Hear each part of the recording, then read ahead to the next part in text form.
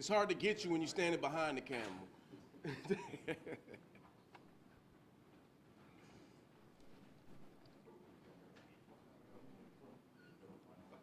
you ready?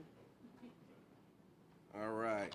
Well, good afternoon. I want to welcome everybody for joining us today. Since I took office, I've been focused on improving community health by really addressing the social determinants of health. And these are things that I'm talking about, such as like affordable housing, access to mental health services and harm reduction supplies, and making sure that we invest in violence prevention. And so working closely with the Milwaukee County Department of Health and Human Services, we created an approach to community violence intervention using evidence-informed strategies to reduce violence through tailored community-centered initiatives. We have made upstream investments in community violence intervention efforts of more than $19 million, and that comes from levy dollars, opioid settlement funds, grants, and our ARPA funds. We are witnessing promising results. Crime numbers are down all across Milwaukee County. Overdoses have decreased in our entire community, and we are on track to build more affordable housing in the county's history. And I'm proud. I am proud of Milwaukee County because we are a leader in supporting the public safety continuum, not only by having a seat at the table, but also setting the stage for much of the effective work that we are seeing take place right here within Milwaukee County. But more resources, more partnerships, and more collaboration is needed to keep guns off of our streets and out of the hands, particularly of our children. Today's announcement represents another significant investment of federal ARPA dollars and Department of Justice grant funds to address critical issues facing our community made worse by this pandemic. And so we are here today to launch, announce the launch of the gun violence prevention program, the Advanced Peace Model, right here within Milwaukee County. In communities all across the country where Advanced Peace is in place, we've seen gun violence have been reduced between 20 to 80% within 2 years of the program's launch. And while most United States cities experienced a troubling increase in gun violence during the pandemic, research on the areas that are implementing the Advanced Peace Model suggests that those cities were able to reduce violence during that same time. And I'm pleased to be joined here today by Advanced Peace founder, Devon Bogan, who you'll hear from in just a few minutes. And this evidence-based model will work in collaboration with our existing community violence intervention programming to improve public health and to improve public safety. Our youth are not just our future, they are our now. By advancing in the Advanced Peacemaker Fellowship, we are working to help our young people get on a positive path when it comes to their future. And we want to keep our youth out of the deep end of the justice system and, quite frankly, out of harm's way. So by improving community health through public safety, we can ensure Milwaukee County is a healthy community where children, youth, and all of our families have the ability to thrive. I want to thank President Joe Biden, Vice President Kamala Harris, Senator Tammy Baldwin, and Congresswoman Gwen Moore for delivering these critical federal funds to Milwaukee County that's going to help us reduce gun violence, keep our children out of harm's way, and foster stronger, safer, and healthier neighborhoods for us all to enjoy. But before I pass it off to the next speaker, I want to leave you with this. It takes a community. It takes all of us being involved to keep everyone in Milwaukee County safe and hold those who are causing stress to communities in our neighborhoods. We have to hold them accountable. So I want to remind folks about the Milwaukee Crime Stoppers, where you can call to report a crime that happens anywhere in the entire county. So you can call 414-224-TIPS or 414-224-8477. You can also use the P3 TIPS app on your phone, and your call is completely anonymous. No one will ever know that you were the one calling. So it's going to take all of us and tools like this for us to come together to help shape the Milwaukee County that we want to see. And so I want to say thank you for not only the partners that you see, but also the partners that you don't see that are helping us to move Milwaukee County forward and creating a much healthier community for all of us. And with that, I want to introduce my friend and partner in collaboration on the Milwaukee County Board from the 14th District, County Supervisor Caroline Gomez-Time.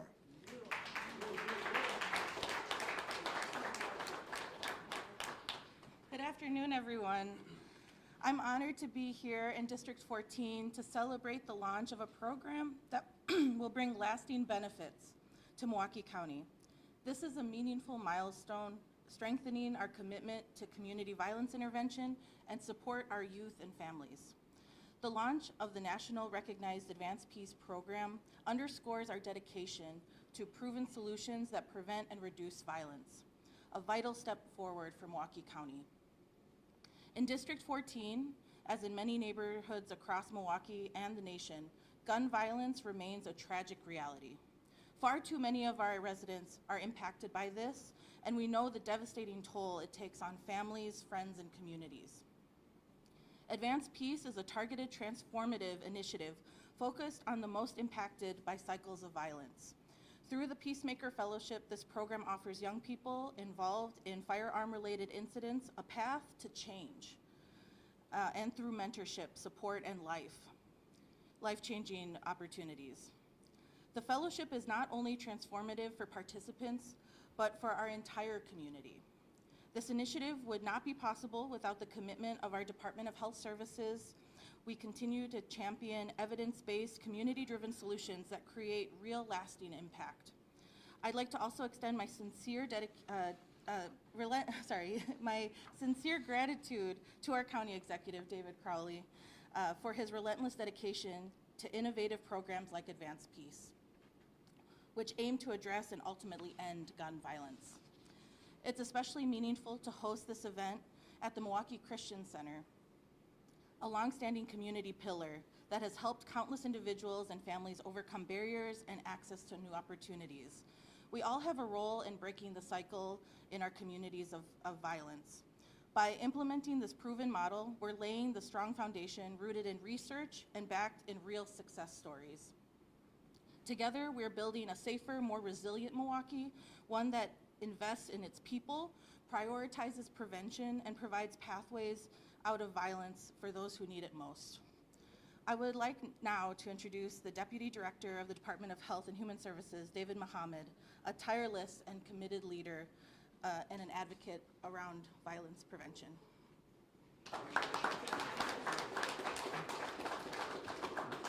Good morning. I always start with peace because that's what we want in the community. My name is David Mohammed. I'm the Deputy Director for the Department of Health and Human Services. I want to thank all of you who are here today. I want to shout out our Director of Department of Health and Human Services, Shakita LeGrand McLean, the County Executive, Supervisor Caroline Gomez-Tom, and others who are present, our partners in the community that are present. I see Ashanti Hamilton, Reggie Moore. I see 41 for Life, as well as Travis Landry from West Care and other folks representing the Christian Center staff and people who are advocates in the community for violence prevention. This is something that is significant in Milwaukee, is needed in Milwaukee, and when we use the phrase ecosystem, it means all of us working together to create peace. Today's announcement is a culmination of our vision and our work over the past 4 years.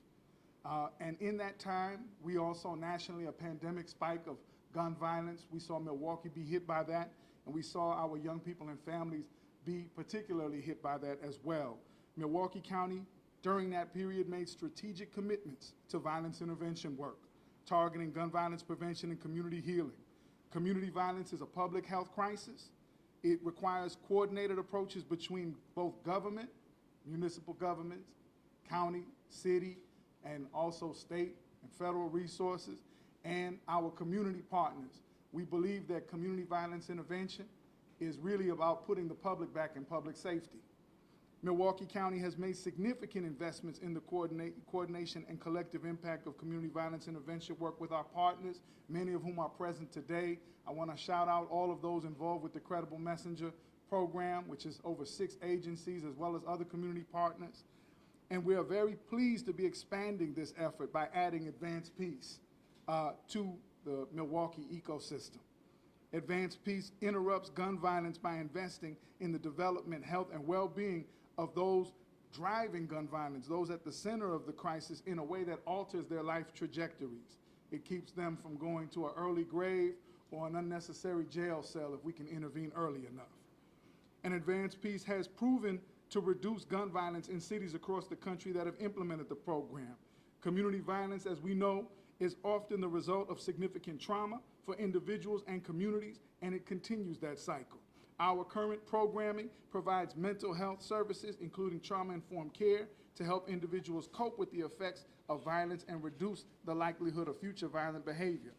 For Milwaukee County, the implementation of Advanced Peace further builds out our comprehensive community violence intervention strategies by addressing gun violence, and will work collaboratively with our existing ongoing efforts, the Credible Messenger Program, our trauma response team. We have a housing navigator who is addressing the crisis housing needs of those experiencing neighborhood-level violence, our Zero Youth Corrections Project, which has a forum tonight for funding upstream intervention projects led by the community to keep young people out of the deep end of the correction system, programming for girls and other special populations, the use of substance use disorder, because we know in addition to mental health, behavioral health, and the use of substances typically accompanies the type of trauma that we see when we find young people who use guns as a solution that they think is an appropriate response to their pain. And this is our way of addressing these problems for not only justice-involved youth, but for the youth in their peer group, as well as our work around community healing as Milwaukee County. So to take us further into the program, we're very honored today to have the founder of Advanced Peace, Mr. Devon Bogan. Mr. Bogan, he started his work years ago with much of what we know in Milwaukee with regards to neighborhood safety and violence prevention as one of the original, if not the first in the country, right, of those offices. And this work with Advanced Peace has spun off into many cities across the country, and under his leadership, they've had significant reductions in gun violence across the country, and we're happy and honored to have him here today to talk about Advanced Peace Milwaukee. Devon Bogan, thank you. Thank you, David. They didn't leave me anything to say.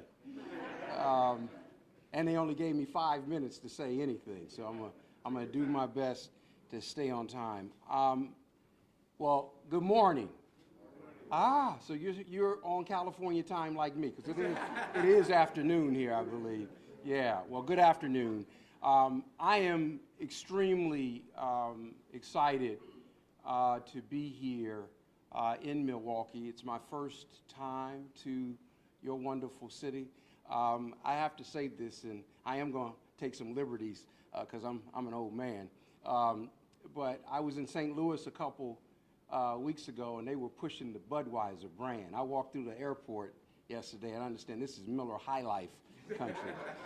So I'm extremely happy to be here. Excited to be in partnership with Milwaukee County and MCC and the entire Milwaukee community around the hosting and implementation of the Peacemaker Fellowship experience. Not a strategy, an experience. Active firearm offenders no longer are looking for programs. They're no longer looking for strategies. They're looking for experiences. Experiences that can, in fact, help them to transform their lives. What we know is that 8 out of 10 active firearm offenders committed to using a firearm to solve the street conflicts that they find themselves navigating day in and day out are willing, hear me, are willing to go through a transformative process if one that meets the smell test from their lens is presented to them. So the Peacemaker Fellowship is a prestigious opportunity. It's what makes it different from any community violence intervention experience in the world. It's a prestigious opportunity designed specifically for active firearm offenders who've avoided law enforcement reach. And these amazing leaders behind me, this strategy, this experience is so dependent on you leaders. You leaders on the ground, getting to the right individuals, developing a healthy, positive relationship with them, showing them what true character looks like, showing them what transformative activity means in your own lives. this doesn't work without you. You being able to perform at a high level over a long period of time. When I was in Richmond, as referenced by David Muhammad, let me tell you something about David. It's hard. Many of y'all already know this. Can't say no to him, at least in person. He asked me for a day, and I'm glad I could find a day to be here. 4 things I learned. 2 of them are at least common to everyone, but these experiences exist in every city that I find myself in today. And we're facilitating this work in about 15 cities around the country, 3 outside of the United States. The first thing is, and I think most of us know this, including the media probably knows this by now, and that is that a very small group of people driving gun violence in cities most impacted by community violence or retaliatory gun violence. And let's be clear about that too. Retaliatory gun violence. That's what this strategy addresses. Retaliatory, or what some would call gang-related gun violence. We know it's a small group of people driving it. Small group of habitual shooters who are able to avoid law enforcement reach. 2, we also know that most of these individuals will never be prosecuted for their suspected acts of gun violence. Now, they may go into the system, but it will be for a lesser crime, which means they'll be back out into these communities where they are suspected to have perpetuated a crime or perpetrated a crime, a gun crime, only to be better prepared to get back into the gang war. Here are the 2 issues that I think we add value to. And some may argue this, and that's okay. I'm going to disagree anyway. And that 2 areas is this. A lot of resources. The county executive talked about the amount of resources secured to help this community become healthier and healthier and healthier, particularly as it relates to gun violence in this city and county. Most of those resources, I can tell you, aren't reaching or meeting the active firearm offender. That's a constant, consistent experience. A lot of great stuff going on. A lot of meaningful work going on. A lot of good work going on. But for the active firearm offender, they are left out. And when I say that, I'm not saying that no active firearm offender is being engaged. Maybe 2 out of 10 here, 2 out of 10 over there, 2 out of 10 over there. Rarely are rival firearm offenders engaged and being provided the same prescription, right? So we've got to make sure that our resources are engaging the very individuals driving the gun violence. When we do that right, let me tell you, magic happens. Not only for our cities, but for those individuals and their families and communities most. The second thing that I hope that we will add value to here is helping you with the continual, consistent, constant good work that is happening in building infrastructure that lives beyond an advanced peace experience or a peacemaker fellowship experience. There's a lot of learning that we're all going to be responsible for, and using that learning to continue to grow and to do better on behalf of those at the center of gunfire. There are 7 touch points, and I won't go through the touch points in detail, but I want you all to have them. The 2 most important touch points, and here's where you all got to be strong, and that is identifying the right people and making sure that they are engaged at least three times every single day for the next 24 months. Yes, think about the intensity of that kind of focus. And yes, you're going to have to get beyond the snitch jacket, even though you have a reputation in the neighborhood. Why? Because the only persons or body of work that's giving them that kind of attention is law enforcement. So again, you're going to have to understand that from their lens, this may be new, but it smells like that over there. And it's going to be your character and your ability to deliver on what you say you can deliver on. Every day, multiple times a day engagement by multiple people from the Advanced Peace Team for the next 2 years. Even when it rains, even when it snows, even when it's hot and muggy outside, every single day. 2, each of these fellows will have and co-author what we call a life management action plan. We got to get these youngsters to think beyond the day. Hard to think about anything, growth, development, anything when I'm not eating and when I actually don't believe I'm going to live past today. So we've got to do things to make sure that they're thinking and come to know that tomorrow may not be promised, but tomorrow's got great potential even for you, right? We're going to get them connected to every service provision available, accessible, and ready for them. This is a big problem in the community violence intervention space.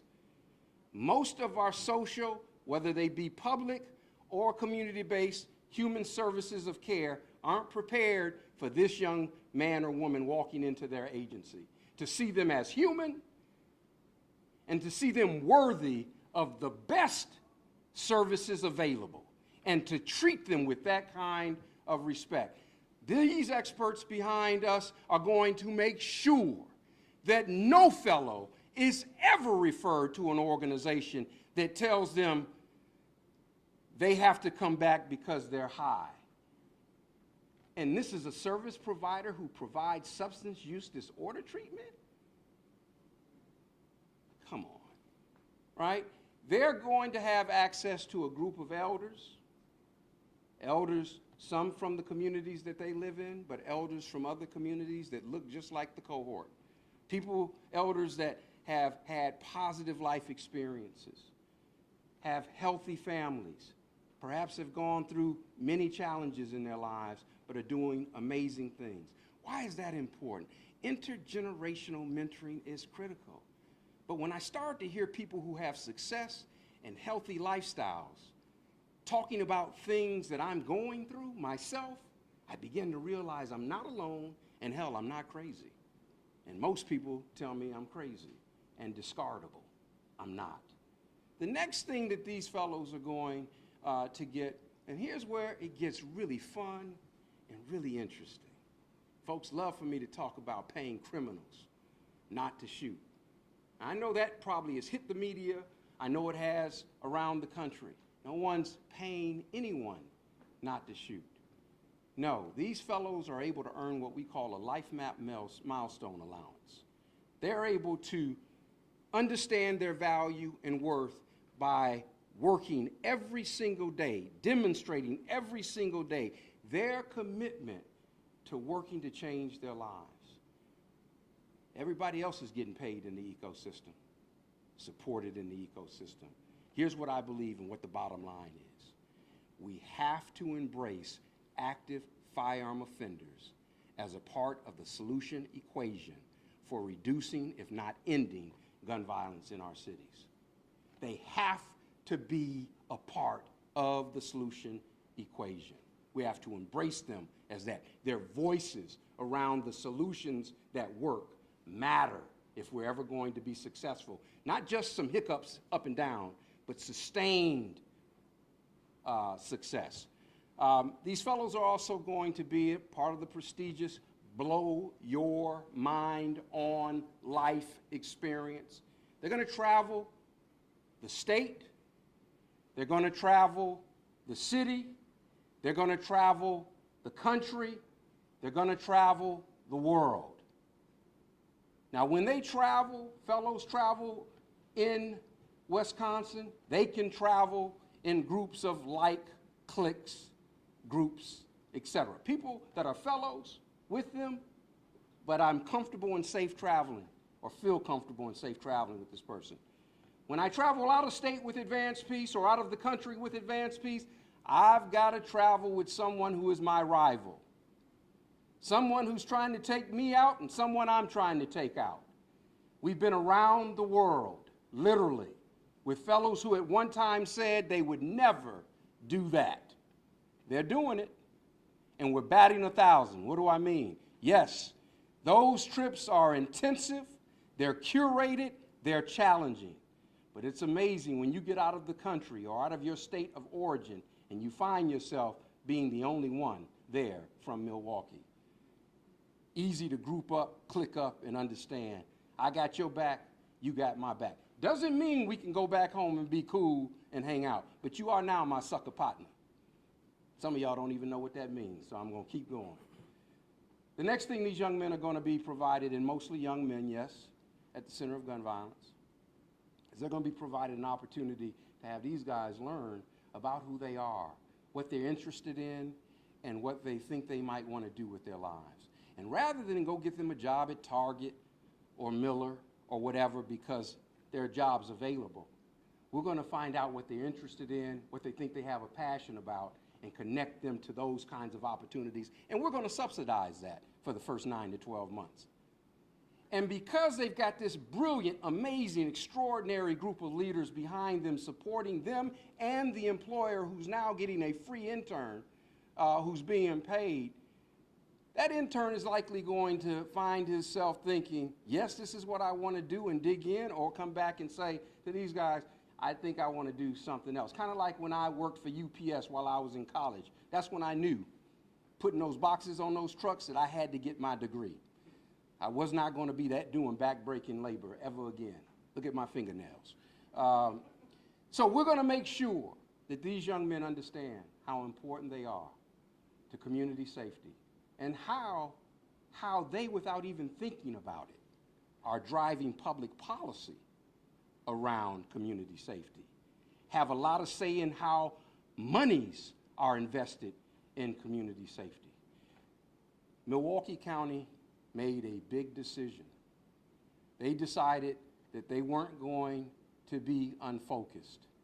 They were going to do something powerful. They weren't going to oversell anything. They were going to bring in a strategy and support system that will become indispensable. We all get to make decisions about whether we're going to do something recreational or transformational. This is a transformational opportunity, and I am grateful for the people who made the decision to make sure that a transformative opportunity was brought to this city and county and now going to be delivered to some young men and women who deserve it more than anyone. Thank you very much. All right, good afternoon.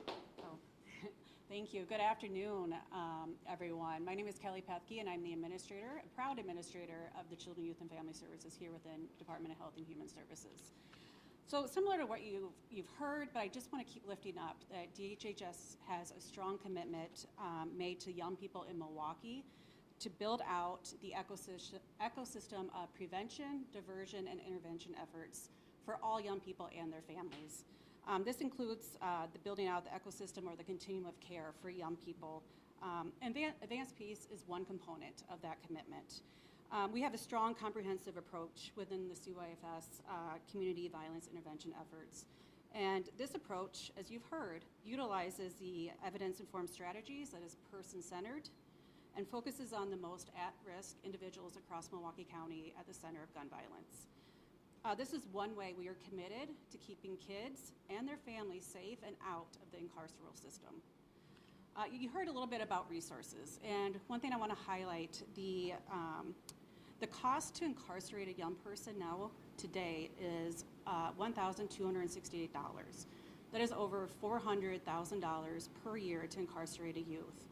And looking forward into the future and into next year, we're looking at the proposed rate to incarcerate a kid is over $840,000.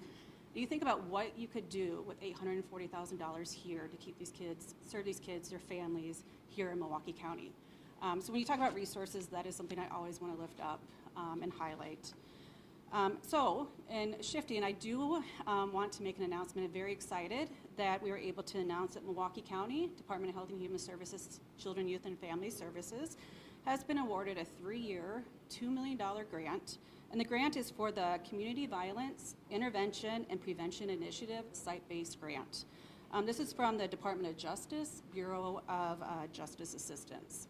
So this grant will support and serve as a bridge for the Advanced Peace model here and will help to bridge the gap between the current funding source, which is the American Rescue Plan Act, and be able to build that bridge and sustain the staff across the program here in Milwaukee County.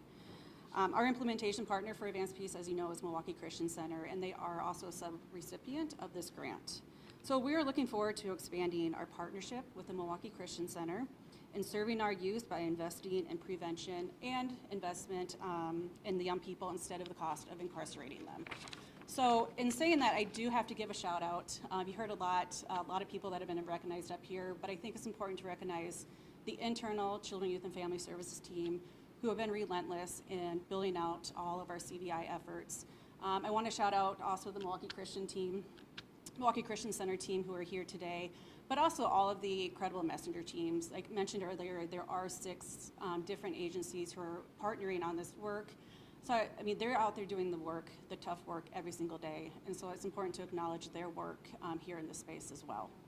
So in saying that, I would like to introduce the Milwaukee Christian Center Director of Violence Prevention Programming. Right behind me, Andre Robinson. Thank you.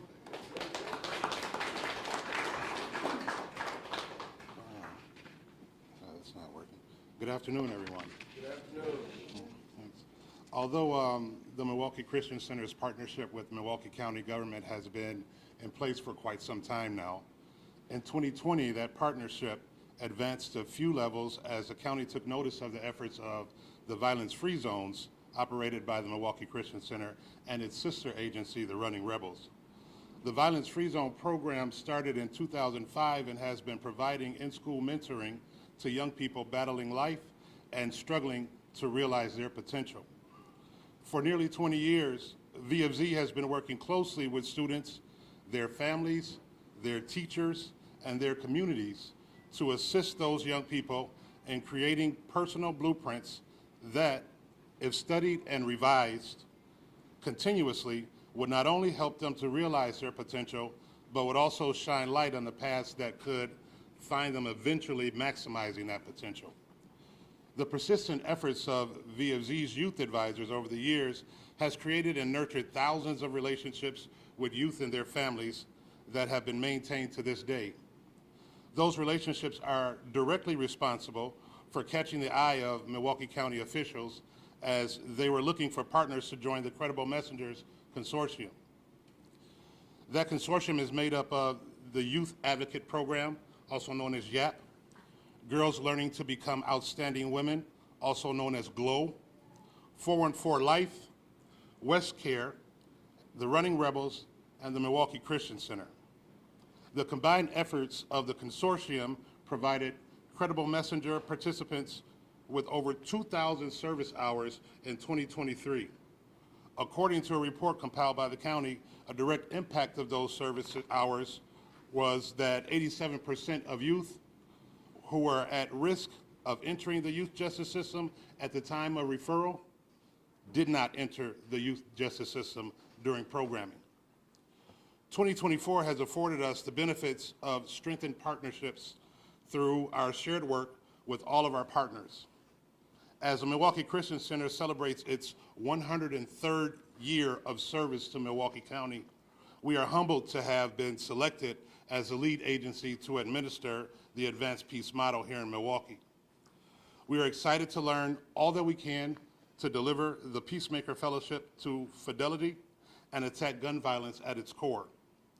We will continue to cultivate the relationships we have worked hard to build and maintain, further ensuring that our partnership with Milwaukee County, along with the many others we have developed over the years, live long and effective lives. With all of that said, Fabiana Guzman has logged countless hours in service to Milwaukee's youth over the past 18 years, nurturing them and their youth advisors to realize and maximize their potential. She served as the site supervisor of the violence-free zone at Bradley Tech High School for 15 of those years, and then took the helm as the coordinator for MCC's Credible Messengers program in 2022. In June of this year, she accepted the role of strategy manager for Milwaukee's chapter of Advanced Peace. Welcome, Fabiana Guzman.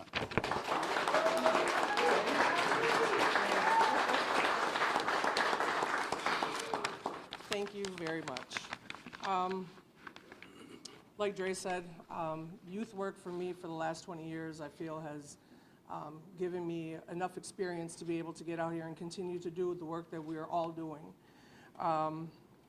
Violence-free zone, that was an eye-opener. I knew that that was the path that I wanted to continue, seeing the lives that you have, maybe just a small impact, but an impact altogether. But along with those lessons that I've learned working in the schools and taking the role on with Credible Messengers, you know, it's important to understand that we all have similar stories, and although no two stories are the same, we do share a lot of things that are in common, like our social zip codes, right? We've experienced some of the turmoils and some of the things that our youth are currently going through, and some of us, even as adults, that are still going through. But the most important part of being successful in this is building those relationships. You have nothing if you don't have these relationships. Like Devone said, they smell it. And if they smell game, then that's what they're going to do, is they're going to play. You know, and this is important. These are things that we need to look forward to. When you're getting into this work, is that you have to make sure you are true to your word, stick to your word, and deliver on what you're going to, you know, what you say you're going to do. And those shared experiences create credibility, and credibility creates possibilities. So I'm joined with my wonderful team here behind me, and they also come, you know, from the same social zip codes and have many of the same characteristics that our youth have as well.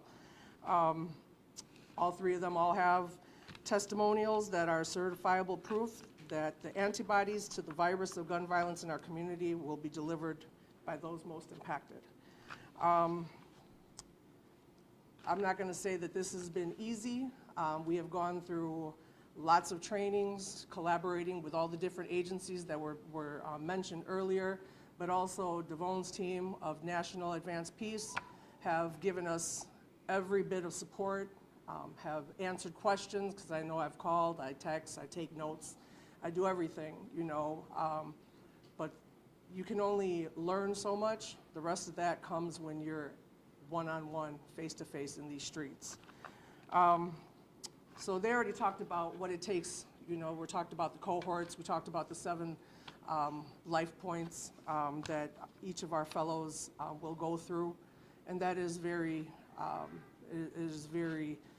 overwhelming, it might sound, but when you do the work, it's natural. You just automatically are going to check in with your youth all the time. You watch the news just like I do, you know, and you always wonder, was that one of our kids? Is it one of our kids, you know? But I do want to introduce my team, our Advanced Peace team. This is Stephen Hopkins.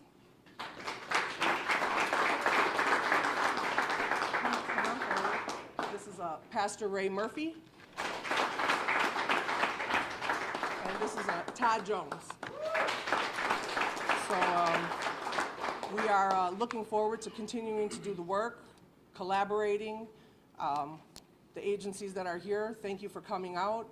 That just shows that the collaboration is real, the dedication is real, and that's all we can do, is just continue to move forward and rely and lean on each other and continue to grow. Thank you.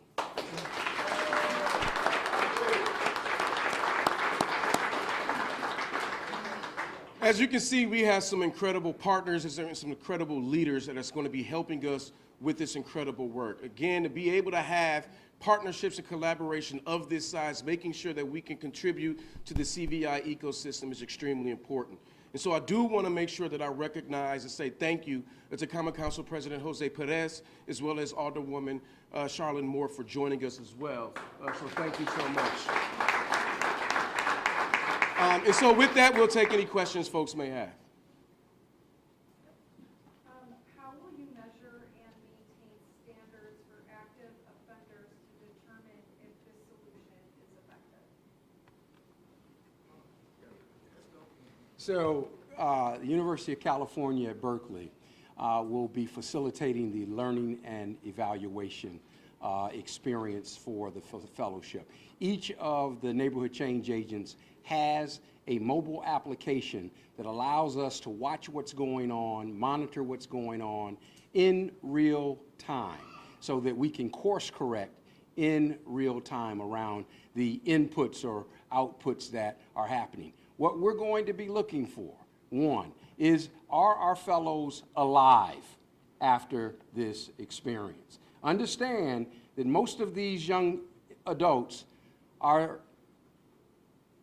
expected to be dead within 6 to 12 months, just considering their proximity to firearm activity. Two, are these young men injured by firearms since becoming a fellow? And then finally, are they or do they remain suspects in new firearm activities since becoming a fellow? These guys will know. Law enforcement will know.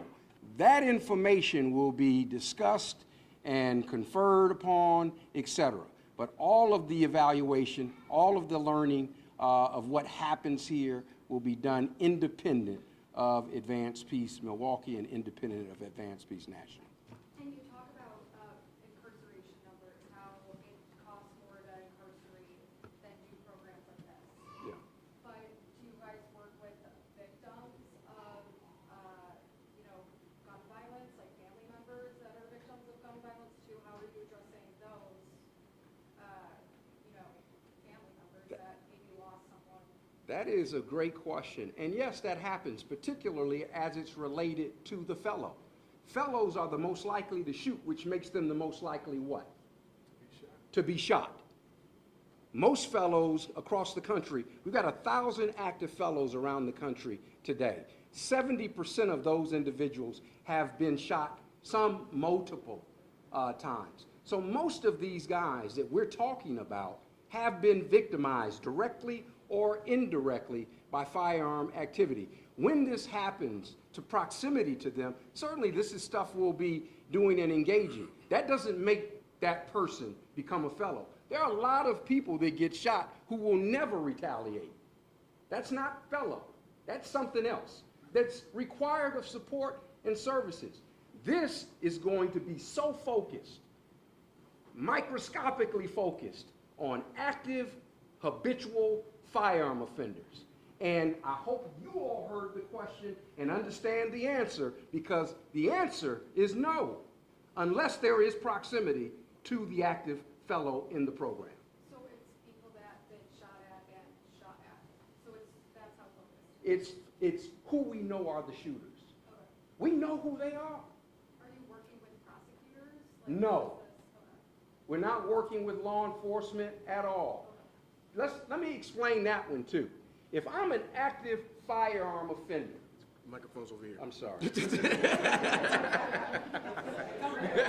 If I'm an active firearm offender, who's after me? Who's after me? The people that I've shot, injured, their friends, their family members. Who else is after me? The police. If I believe that you have proximity to them, you're unlikely to get me to trust you and take advantage of or capitalize on anything you're offering. Because I'm trying to stay and remain in the shadows, away from those who are trying to kill me and away from those trying to put me away forever. I know you might have mentioned this already, young adults. Is there a specific age range? Yeah, so for this program, we're looking to target those age 14 to 24. So that's our range, both boys and girls, but like I said earlier, it's primarily males who are going to be in this cohort. I don't know if we talked about this, but we're looking to do 2 different cohorts, so up to 20 individuals in each cohort over 18-month span. So total all in, we're hoping to serve around 40 individuals. And then I have a question. You say this is evidence-based, so what other cities implemented this and were the crime stats down with you? Like what, and then also what exactly, what are they doing? Is it a 7-day week program? Are they coming somewhere? Are they meeting somewhere? Just Yeah. kind of. Yeah, do you want to, you can speak to the cities? Yeah. So the cities, and I'm going to do my best, the cities that are out of state include Milwaukee, Fort Worth, Texas, Rochester, New York, Orlando, Florida, Lansing, Michigan, East Lansing, Michigan. The data's out there. You can find it where each of those cities has experienced significant reductions during our period in partnership with them. There are 8 or 9 California cities where this has happened. The original city is Richmond, California. Richmond, California, we began the fellowship there. Again, the first Office of Neighborhood Safety created in Richmond, California in 2007. The office remains today in 2024 and will remain. It is now a part of the public safety infrastructure within that city. I mention that because they've had an 86% reduction since 2010, right, when we launched our first cohort, fellowship cohort there. And I say that because it's important for us all to understand, as many of us know intellectually, this doesn't change overnight. It didn't happen overnight. And so we've got to be willing to make long-term, long-standing investments into this work. And that doesn't simply mean resources, money, et cetera. That means in these leaders. We're asking these leaders to make a long-term commitment to this work so that trust becomes a natural part of their engagement in these communities. They become more than known entities there for this work in particular. So for example, in Richmond, when I hired our first neighborhood change agents, albeit they were city employees, I hired 4. 3 of them remain there today. One of them runs the department or directs the Department of Neighborhood Safety today. That translates to trust on the streets. So those are the kinds of things that we want to see happen here as well. Murders and shootings are easy to count. I can look up Milwaukee Police's website right now and find out how many there were this year. A shooting that didn't happen is much harder to count? Actually, it's not. Okay, well, and do you feel that that puts a target on programs like yours for criticism, and how is that A, frustrating, and B, how do you combat it? Well, it's obviously tough in any of our human and social service endeavors, often to speak to improve what didn't happen. But the University of California at Berkeley has helped us to do that. And we capture it every day, every year. One of the things that they're going to be documenting, and we're with the university going to verify and corroborate, is when we know that guns were present, rivals were present, and a likely shooting where an injury could have happened and or a likely homicide may have happened. We're going to capture that data. It's a great question. We're capturing it around all of the cities today that we're in. And here's why that's important. Does anyone know what the cost per shooting, gun shooting, cost per gun homicide is for Milwaukee? Homicide. Millions. Right. It's $2 million for a homicide according to Nick Jr. and about $700,000 to $600,000 for a non-fatal shooting. So we can monetize what we've saved the city and county over the course of the year, and we will be sharing that information with you. Why? Because we can stop 2 or 3 of them and pay for this effort. All right, thank you, everybody.